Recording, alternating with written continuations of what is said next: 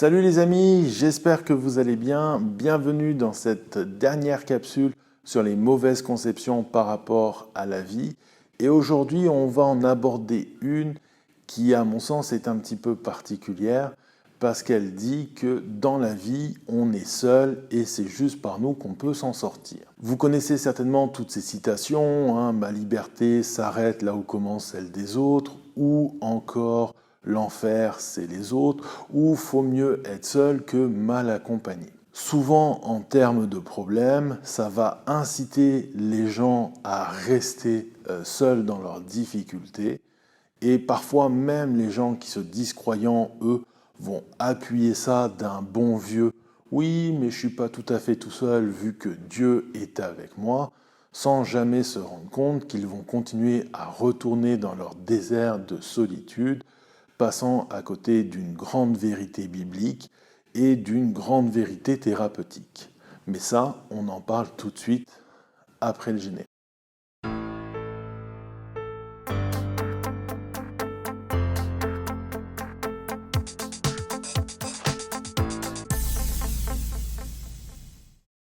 L'un de mes thérapeutes et auteurs préférés, c'est Carl Rogers. Il a développé une approche qu'on appelle humaniste, dont l'idée est qu'il y a en chaque personne, en chaque individu, la clé et la solution aux problèmes qu'il rencontre. C'est un petit peu cette conception des choses qui a eu tendance à amener certains auteurs de la psychopop à croire que si on se centrait sur nous, si on ne comptait que sur nous, on serait capable de développer les forces et les capacités dont on aurait besoin pour faire face à la vie. Et c'est de là qu'a commencé à découler cette espèce d'élan très auto-centré qui amène les gens à ne vouloir agir que par eux-mêmes parce qu'ils sont persuadés qu'ils peuvent tout réussir par leurs propres capacités. Sauf que, de un, ce n'est pas du tout ce que dit Carl Rogers, et de deux, c'est pas vraiment évident ni facile sur le point autant psychologique que spirituel. Je m'explique. Prenons le premier récit de la création, parce qu'il y en a deux qui concernent l'homme dans la Bible. Le premier est dans le chapitre 1 du livre de la Genèse, un texte qui est écrit sous une forme très poétique et qui contient plusieurs symétries, ce qui est très important parce que les Hébreux de l'époque utilisaient ces symétries justement pour amener un enseignement bien précis. Et dans ces symétries que l'on retrouve dans ce texte, il y a les deux fameux versets 26 et 27.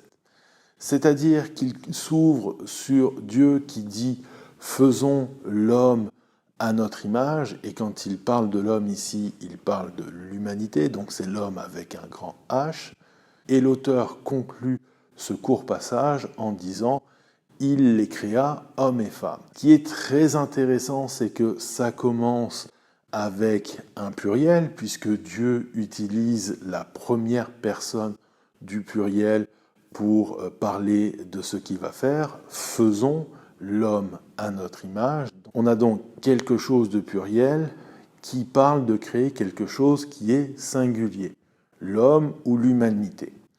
Et ça se conclut par il, donc quelque chose de singulier, qui les crée hommes et femmes, quelque chose de pluriel. On a donc pluriel, singulier, singulier, pluriel. Notre symétrie est parfaite. Et comme je vous le disais, une symétrie, ça pointe vers quelque chose. Et vers quoi ça pointe? Vers ce qui est répété plusieurs fois au cours de ces deux versets, à savoir qu'il les a créés à son image. Et ça, c'est très important, parce que quand Dieu utilise la première personne du pluriel, à quoi est-ce qu'il fait référence? Tout simplement au principe de la Trinité, à savoir que Dieu est à la fois le Père, le Fils et le Saint-Esprit, et que le Père est en relation avec le Fils et l'Esprit, que le Fils est lui-même en relation avec l'Esprit et le Père, et que l'Esprit est aussi en relation avec les deux autres. On a donc un principe de la Trinité qui nous enseigne que Dieu est trois, et que ces trois trois sont en relation parfaite. Donc quand Dieu nous crée à son image, ça veut dire qu'il a mis une partie de lui en nous. Tout simplement le terme hébreu qu'on a traduit par « à son image » ou « à sa ressemblance » dans certaines versions, c'est le terme qu'utilisaient les peuplades de l'époque pour parler des idoles qui étaient faites à l'image de certains dieux. Et justement, ils croyaient que dans cette représentation, parce qu'elle avait l'image de ce dieu, il y avait une partie de l'essence du dieu qui était imprégnée dedans et que du coup l'idole, le dessin ou la statuette avait certains pouvoirs. Donc en nous disant qu'il nous a créés à son image, ce que l'auteur est en train de dire, c'est que Dieu a mis en nous quelque chose qui est à son essence. Et justement, dans cette essence-là, il y a forcément le côté relationnel, puisque je vous ai dit que Dieu était en relation avec lui-même. Donc en créant l'homme et la femme, ce qu'il a créé, c'est des créatures qui, dans leur identité, sont relationnelles. Et je ne parle pas forcément de relations amoureuses, même si on fait référence à l'homme et la femme. Non, je parle fondamentalement de relations. Il faut que l'homme soit en relation, ça fait partie de son identité. Et justement, c'est très intéressant de voir que, juste au niveau justement de la définition de ce qu'est l'homme, il y a plusieurs thérapeutes, psychologues et psychiatres qui vont dans le même sens. Par exemple, si vous prenez le psychanalyste québécois Guy Corneau, il va vous expliquer que pour créer son identité, l'homme a tendance à faire un double mouvement. Un premier mouvement où il va se rapprocher d'un ensemble d'individus pour savoir à quel groupe il appartient, mais aussi un mouvement de recul pour savoir en quoi il est différent des autres membres de ce groupe. Et c'est ainsi que son identité se crée. Ça veut dire que qui on est, nous le façonnons au contact des autres, au contact certes de nos parents, mais aussi de nos pères, c'est-à-dire de nos amis, des personnes qui deviennent importantes pour nous. Donc fondamentalement, de par la relation que nous avons aux autres, nous nous créons d'une certaine façon. En quoi ça peut devenir intéressant dans l'épreuve ? Eh bien justement, dans l'épreuve, si dans notre identité nous sommes façonnés au contact des autres, eh bien nous devons apprendre des autres comment eux ils ont fait pour parfois avoir à trouver la solution à notre problème. Mais surtout, si nous avons besoin d'eux à l'intérieur, nous pouvons aussi avoir besoin d'eux à l'extérieur. Ils font partie de notre identité. Ils peuvent donc partager le problème avec nous. C'est d'ailleurs ce que voulait expliquer Carl Rogers quand il dit qu'il y a dans l'individu les capacités de résoudre les problèmes qu'il rencontre. La façon qu'il décrit pour trouver ces capacités, c'est de pouvoir justement établir une relation thérapeutique.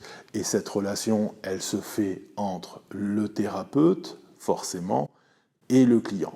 Relation dans laquelle le thérapeute est un guide qui va amener le client à trouver la solution à ce qu'il vit grâce à une série de questions et de réflexions qui vont l'amener à réfléchir sur lui-même et de cette réflexion, généralement, va en naître la solution.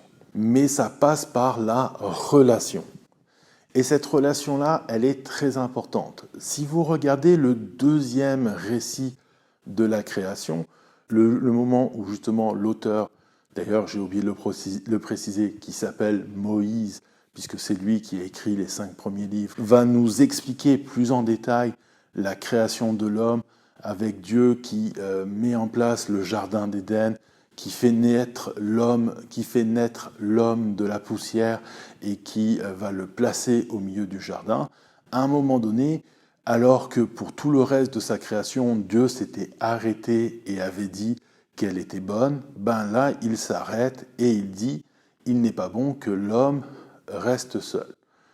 Et juste après, il va continuer en disant « Je vais lui faire une aide qui soit son semblable ». L'homme va donc rencontrer toutes les créatures qui peuplent le ciel, la mer et la terre, et même ceux qui rampent sur la terre, mais il ne trouvera jamais d'aide qui soit son semblable. Alors Dieu va l'endormir, et à partir de sa côte, il va créer Ève, qui va devenir la femme d'Adam, et qui va être cette aide qui va lui être semblable. Et ce qui est fascinant, c'est que Dieu utilise vraiment le terme d'une aide qui lui est semblable. C'est d'ailleurs pas n'importe quel os du corps humain qu'il va choisir, bien que le mot hébreu qu'on a traduit par côte peut aussi avoir le sens littéral de côté. Eh bien, il n'a pas pris le pied ni la tête pour que la femme ne domine pas sur l'homme, ni qu'elle soit dominée par l'homme. On parle d'une aide qui est à sa hauteur. Et dans ce sens d'aide, c'est vraiment porter secours, amener l'homme plus loin. C'est-à-dire que Dieu a constaté qu'il y avait un manque dans l'être humain. Et le moyen qu'il a mis pour combler ce manque, c'est de lui créer un autre être humain avec lequel il allait pouvoir être en relation. Et là, il faut se poser une question assez particulière. C'est-à-dire que Adam est en relation avec Dieu. Normalement, juste la présence de Dieu aurait dû le combler, mais non, il y a un vide, et le vide, c'est justement cette part de l'essence dans l'homme qui a besoin d'être en relation avec quelque chose qui lui est semblable, parce que Dieu n'est pas semblable à l'homme, Dieu est au-dessus de l'homme, il est roi, l'homme, lui, est à sa position de créature, il avait donc besoin d'une autre créature qui soit son aide, et justement, il l'a trouvé en Ève. C'est fascinant de voir que des milliers et des milliers d'années avant justement le développement de la psychologie, et surtout que cette dernière connaisse un essor incroyable comme elle a connu dans les dernières années, on retrouvait déjà ce concept de relation qui se faisait d'égal à égal, mais surtout de relation d'aide. Une relation qui permettait non seulement à l'individu de se définir, de se compléter, mais surtout d'avancer et de faire face aux problèmes. Et justement, en parlant de la psychologie moderne, on retrouve ce genre d'idée dans ce qu'on appelle la résilience. C'est quoi la résilience? C'est la capacité d'un individu à rebondir face aux chocs qu'il peut rencontrer dans des événements très traumatisants. L'un des auteurs les plus prolifiques sur la résilience, c'est le neuropsychologue Boris Cyrulnik, qui l'a défini de la façon dont je l'ai fait, mais en rajoutant une petite particularité qui est très intéressante et trop souvent oubliée quand on parle de résilience, le fait que pour qu'il y ait résilience, ça prend de l'amour, et à ce moment-là, l'amour des autres vient jouer un rôle très important. D'ailleurs, Boris Cyrulnik appelle cet autre un tuteur de résilience. Donc, on retrouve cette dimension que pour rebondir, seul, c'est dur, mais avec un tuteur de résilience qui apporte l'amour, ça se fait beaucoup plus facilement. Voilà. En conclusion, il faut comprendre que Dieu reste le bon berger qui vient nous chercher dans la vallée de l'ombre de la mort et nous conduire vers de verts pâturages. Mais c'est un berger qui parfois décide d'agir par l'entremettance d'autres personnes, d'autres individus, d'une aide qui nous est semblable. Et que dans tous les cas, il s'est dit que c'était plus facile de survivre à l'épreuve quand on se tenait la main que tout seul dans notre coin à attendre sa venue. Voilà, c'est tout ce que j'avais à dire par rapport à cette réflexion. Si vous l'avez apprécié, n'hésitez pas à laisser un pouce. Si vous voulez soutenir la chaîne, abonnez-vous et activez la cloche. Et on se retrouve pour une prochaine émission où on va parler de l'une des émotions les plus fondamentales. Sur ce, bonne continuité.